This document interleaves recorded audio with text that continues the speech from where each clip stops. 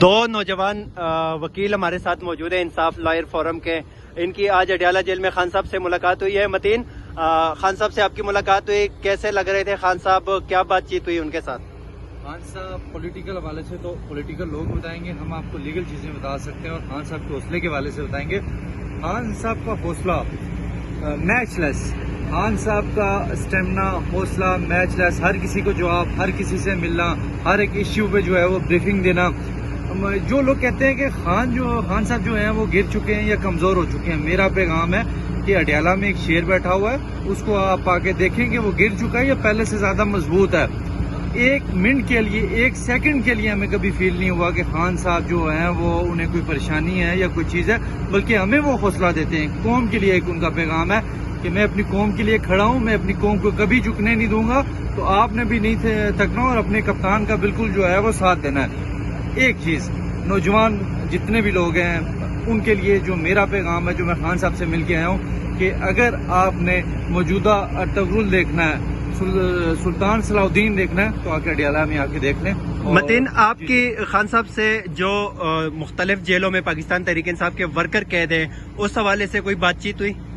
Workers کا خان صاحب ہمیشہ پوچھتے ہیں. خان صاحب نے ہمارے سے پوچھا کہ کتنے ورکرز رہ گئے ہیں.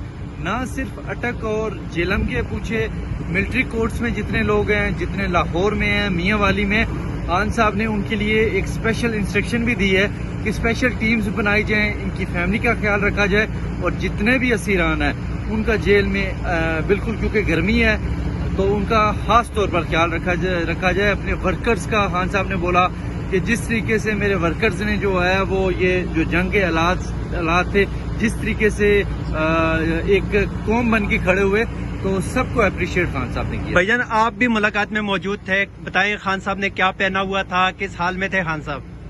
خان صاحب نے وہی شرٹ پہنی ہوئی تھی جس کی پکچرز وائرل ہوئی تھی، اور اسی طرح کی بلیو ٹراؤزر تھا اور جوگرز تھے.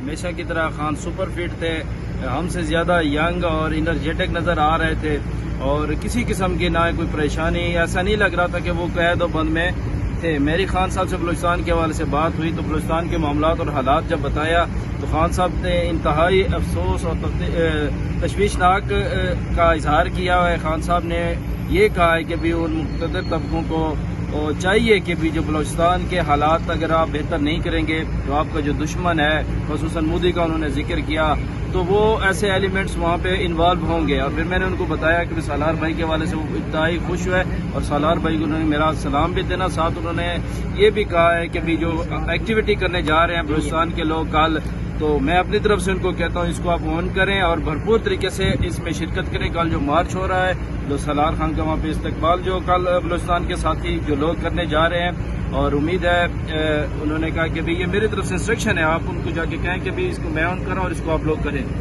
بہت شکریہ.